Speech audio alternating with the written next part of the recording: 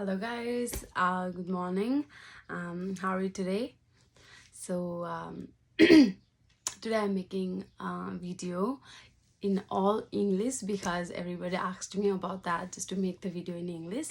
So today I'll be talking about all the like visa processing and like source for colleges and like fees, IELTS and everything from Japan to Canada. Okay, I used to live in Japan before, and just to let you know, and then I applied for my student visa from Japan, and I got my visa in like 1 month and 15 days, but there was a COVID, so like it took me a like while to get visa. But then yeah, it was not that like tough process, but like it's a lot of stress though.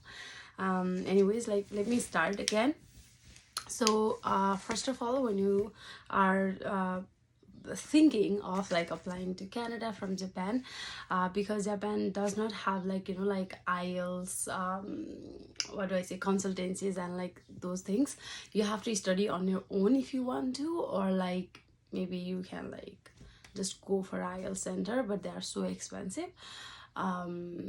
Yeah, there are like some teachers in Japan like who teaches you IELTS, and they're from like New Zealand, Canada, and even US. But they ask you a lot of money. But like, to be honest, for me, if you study at home, that would be the great option for you. You can just study for like 1 month or like even 2 months, like also working in your like whatever job you are working, and then you can just go for IELTS test after like 1 month of study. And there are like also, I think I might keep the link below, just in case if you need help for like IELTS studies.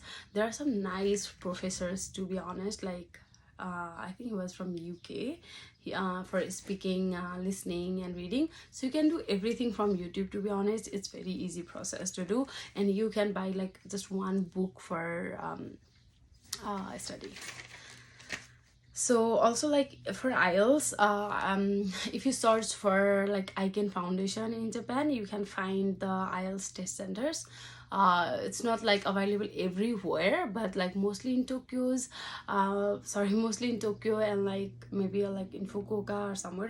Yeah, you can find it easily, and they will take around 25,000 yen, but it might have been increased up to now, you know.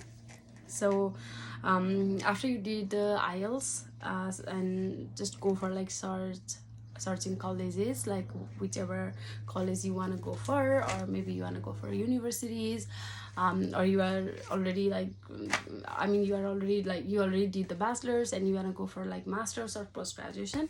You can also search for college in that way. The fee is a bit like expensive, but yeah, it has to be, right? So when you search for college and apply for college, if you are not willing to do by yourself, you can just hire one consultancy, and you can just search from Nepal, because in Japan I don't think like there are some consultancies. If they are also like, they do not have any idea, trust me, they do not have any idea of like Canada. So let me know if you need any help, because I'll be available on Instagram, and like I can reply you on YouTube too if you need any help about the processes. I do not apply by myself, but I can help you, like the consultant thing.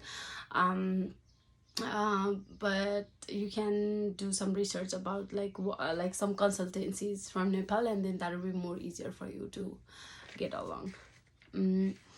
And then after getting the LOA from college, once you applied, you have to pay for the school fees, and then after paying the school fees, you'll receive the receipt from the school, and you are done. And then you start preparing all the documents you have to. For example, you have to prepare financial documents. For example, you need to have some savings too, and you need to make the relationship certificate. If you are married, you have to give the like marriage certificate and your relationship certificate for all the family members included, and also your IELTS certificate is a must. And also you have to get police report from Japan, and also from Nepal, or like any other countries you are like willing to apply for. Okay, you need your home country's police report too, and then you have to do the I think if you have any like employment letter from Japan, or like any other like good certificates, that would help a lot, because that would be an additional documents for you, and that would help a lot to, you know, like help for the like visa accepted, I think. So also you need to have Japan's uh, savings account, I think, and you have to show like some savings. If you want to show from Nepal or like Japan, it doesn't matter, but you have to show at least one saving account and like some savings over there. And I think that's all for application for visas for now. So if you have any queries, please let me know.